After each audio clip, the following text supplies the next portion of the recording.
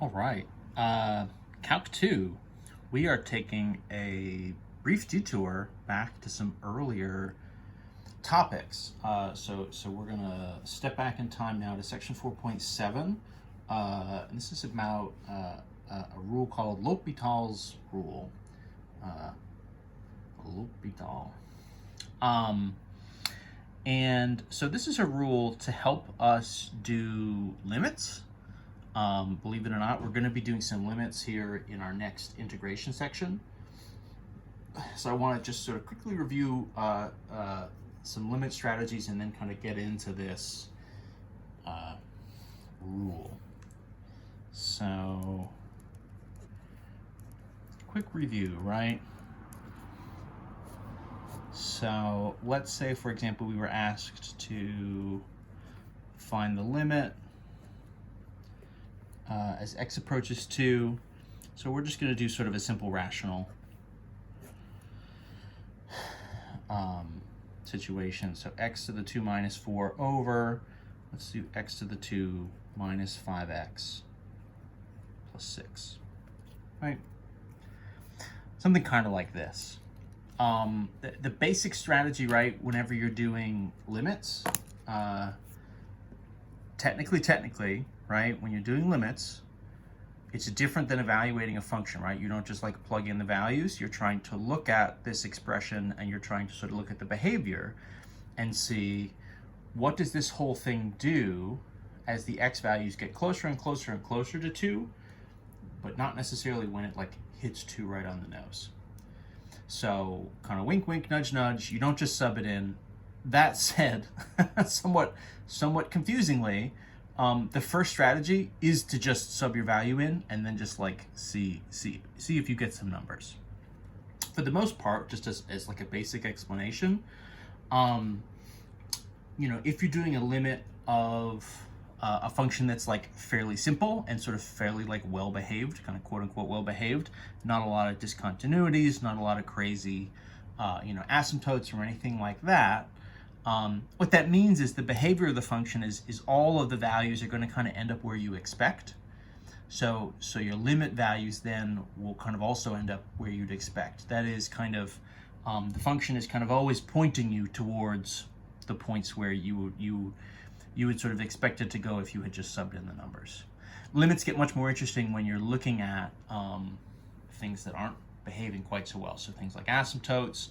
More complex are sort of custom functions where you have gaps or sort of jumps, right? Two sides of a function that just go to two totally different points, a function that's kind of taken and broken apart and sort of split and shifted up or something, right? Then you get these interesting cases where maybe the value from the left goes to one number and from the right goes to another. So all those kind of things can happen, and of course there's different techniques to do that. But your kind of go-to first strategy is just like, I don't know, let's just plug it in and see what happens. It's a very basic kind of strategy, and that's what we'll do here. So I'm just going to look at the x's here. This would be right, x goes towards 2. So this would, right, kind of head towards 2 squared minus 4 over 2 squared minus, right, 5 times 2 plus 6. This would be right, kind of a 4 minus 4 is 0. This would be right, kind of 4 minus 10 plus 6. So that's also 0. So we run pretty quickly here in this case into an issue, which is if I try to just sub these numbers in and I end up with something like this, in particular, right, as far as evaluating this, one of the things that we say is we're not allowed to divide by 0. Right, getting a 0 in the denominator here is kind of just like a deal breaker. One of the things in general that limits allow us to do is to actually look a little bit more closely at that behavior. And so depending on the situation, so maybe recall, right, hopefully recall, but like a couple different things. If you have something like a positive number over 0, and I guess I should say sort of, 0 from the right. If you have some number that's positive and it's over 0, what's really happening there is you're getting an asymptote, and that means that the whole value here is going to head towards positive infinity. Dividing by 0 is actually kind of exploding the values and making them very, very, very big, right? If you think of like, well, if I divide by 5, right, you're going to sort of cut your thing down, right? You have a pizza and you're dividing it by 5 into 5 pieces, and you get smaller chunks. But if you divide by something that's less than 1, so maybe you divide by 0.5 instead, right, by 1/2. If you divide by 1/2, what happens is you actually get a bigger value overall. If you think of it as a fraction, you're kind of flipping and multiplying. So dividing by half actually sort of doubles the size of it. And then if you kind of extend that, if you divide by 1/10, you're actually multiplying by 10 and you're getting something 10 times as big. If you divide by 1/100, you're actually multiplying by 100, and now you're 100 times as big, right? So as you get smaller and smaller and smaller numbers on the bottom, if everything here is positive and everything up top is positive, what happens is the entire value will go to positive infinity. Kind of similarly, right, if you have, a negative value and you're going over 0, right, then you're going to have a similar kind of behavior. The whole thing's going to sort of explode and get bigger and bigger and bigger and bigger and bigger. Now, the whole setup in that case, right, I mean, infinity is not technically a value, right, but it's something we can describe. We have the infinity symbol to do that. Ideally here, I'd like a number.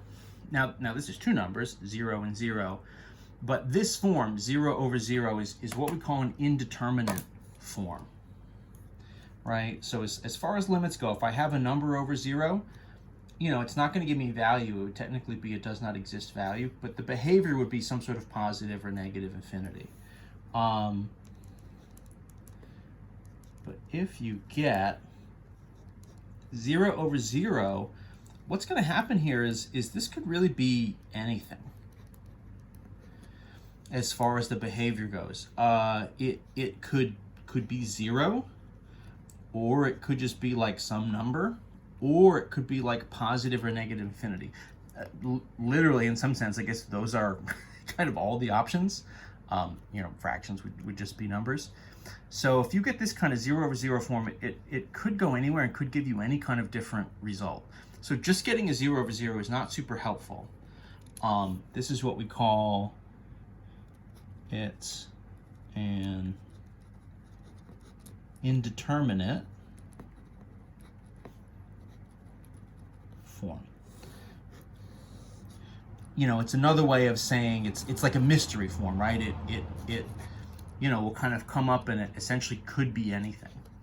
So what we did before, what you guys would have done in Calc 1. So you have a couple different kind of algebra strategies. So if you get, right, this kind of 0/0 as a limit, you want to use some algebra strategies and to kind of simplify. And probably the first thing you're going to do is maybe look to sort of factor and cancel. That's going to be kind of strategy number 1. That's not the only strategy. There are different, if you're getting this with different kind of fraction forms, you could do something where, right, you're finding common denominators and rewriting it. If there are square roots involved, right, those wouldn't factor. You could use the conjugate, and you can kind of multiply by that. In any event, so for us here, if we approach this, so this was what, x squared minus 4 over, let me kind of rewrite this, right? So x goes to 2, x squared minus 4 over x to the 2 minus 5x plus 6. So what we're going to do is factor both the top and the bottom here, right? So this would be the same thing as the limit as x goes to 2. If I factor this, the top is just our nice x plus 2, x minus 2, right? X squared minus 4, that nice difference of squares. The bottom, you would say, I need to multiply to positive 6. I need to add to negative 5. So that would be kind of an x minus 3 and an x minus 2, right? Minus 3 minus 2 would add to minus 5. Minus 3 times minus 2 would multiply to 6. So your factoring there goes pretty quickly, and then you know, once you've got it, you can kind of isolate, you know, what would have been kind of our trouble variable. You're having an issue here as the x value goes to 2.